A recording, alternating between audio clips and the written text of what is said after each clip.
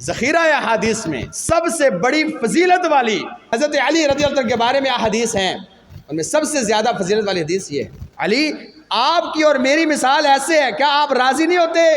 کہ آپ کا اور میرا مقام اس طرح کا ہو جیسے موسیٰ اور ہارون کا تھا؟ اللہ کے نبی صلی اللہ علیہ وسلم تبوک جانے کا ارادہ کرتے ہیں، لہٰذا یہاں سے اللہ کے نبی صلی اللہ علیہ وسلم جب یہاں سے نکل گئے، تقریباً 30,000 کے قریب کا لشکر تھا آپ علیہ السلام کے پاس، کچھ گھوڑے تھے، تقریباً 10,000 کے قریب گھوڑے تھے، کچھ اونٹ بھی تھے جس پر صحابہ باری باری سواری کرتے تھے۔ جیسے ہی آپ جرف کے علاقے میں پہنچے، یہ مدینے کے قریبی علاقہ ہے، 2-3-4 کلومیٹر کے فاصلے پر، تو حضرت علی رضی اللہ عنہ نے اپنی سواری تیار کی، اسلحہ لیا اور آپ کے پاس جرف میں، علی آپ یہاں کیا کر رہے ہیں؟ یا رسول اللہ مجھے منافقوں نے تانے دے دے کے تنگ کر۔ کیا کہتے ہیں؟ کہتے ہیں حضرت مجھے منافقین کہتے ہیں کہ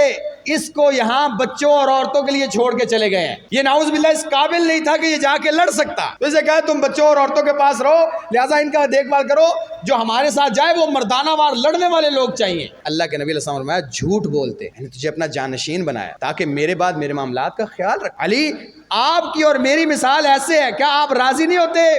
کہ آپ کا اور میرا مقام اس طرح کا ہو جیسے موسیٰ اور ہارون کا تھا، کہ جب موسیٰ طور پر جاتے تو اپنا جانشین ہارون کو بنا کے جاتے، تو آپ کا اور میرا تو تعلق اس طرح کا ہے؟ آپ کو یہ راضی نہیں ہے کہ آپ میرے بعد میرے معاملات کو دیکھو، اور میں نے اپنی بیویوں کو تلقین کی ہے کہ میرے بعد علی کی فرما برداری کرنا، لہٰذا علی کے معاملات کو دیکھتے رہنا،